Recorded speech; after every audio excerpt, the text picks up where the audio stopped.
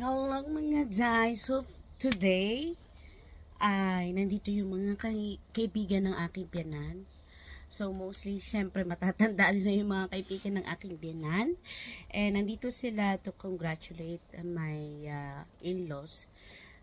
Kasi tomorrow is her birthday. Yes, ganito po ang tradisyon dito sa the Netherlands.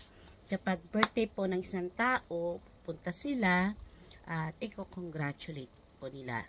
In Dutch way is felicitate, parang kamayan or maghahalik dito. Kapag pamilya, maghahalik dito. Kapag naman kaibigan, kamayan. Ka-felicitate, no? So, dahil ako lang yung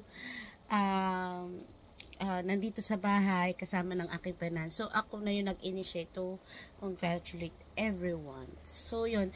So, nandito ako mga guys sa storage namin. Kaya ang gulo-gulo sa background ko.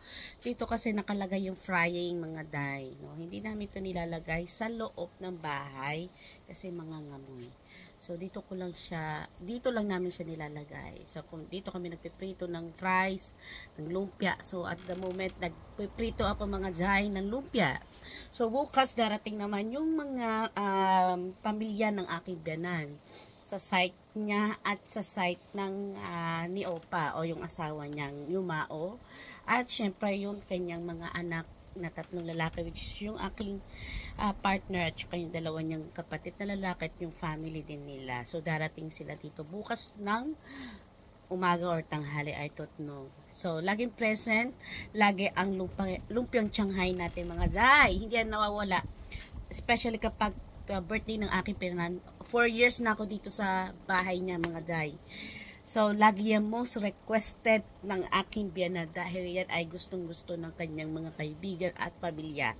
Every time pupunta sila dito at may mga event kami, naging present si Lupia kasi isa yun sa hinahanap nila. O, ba mga Zay? So, kasi ano lang siya, prito lang siya, madali lang siyang ihain, di ba? Kasi ang mga Dutch, mga Zay, makwento ko lang sa inyo.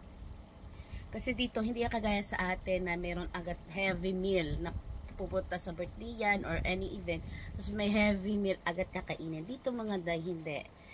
Kasi kailangan wag mong bibiglain ang mga bisita o mga tao pagdating sa pagkain. So, una nilang gagawin is kakain sila ng cake. Yan.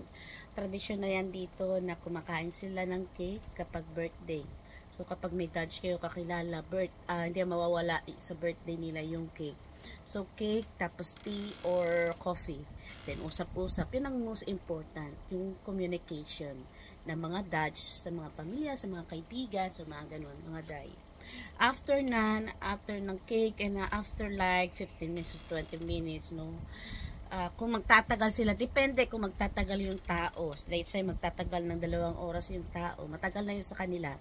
So ihahain dyan is yung pika-pika. Pika-pika like yung makukukot na pwede kainin, mga mani, or may mga, mga cucumber, tomato, tapos may wine, o ano man request or juice or cola, whatever na drinks. Then after nan, saka natin ihahain naman yung medyo heavy meal na. So it depends. Mostly hindi ginagawa to ng mga real Dutch. So ngayon lang to ginawa ng aking biyanan nung nandito na ako. So pero ang biyanan ko lagi nagluluto ng soup. Hindi yan nawawala kapag birthday. So, pagkat nandito, kapag ang bisita mo ay tanghali pumunta, so i-offer mo is lunch. Bread or soup.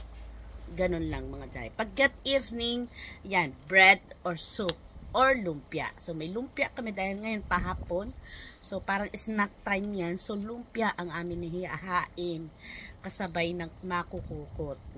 Habang sila nakain, pwede rin sila kumain ng lumpia. And dito sa the Netherlands, hindi kayo pwedeng, what I mean yung iba kasi, in other way, ayaw nila na andyan na bisita, so magluluto pa. Kami, doesn't matter, kasi prito-prito nga lang. Madali lang naman i-prepare, no? So, hinahain namin siya ng mainit pa. Mainit sa bisita. Hindi kami naghahain ng malamig. So, ako halimbawa, gumagawa ako mga dyan ng schnitzel. Prito lang din yun, di ba? Ihagis mo lang dyan. prito na yan, wait ka na lang. Tapos mga chicken, fried chicken na boneless, yung mga chicken na boneless, lumpia. So mostly yan ang ano. Pag kami naman ni Lane, sa mga kaibigan naman namin, barbecue kami. Yan yung ginagawa namin.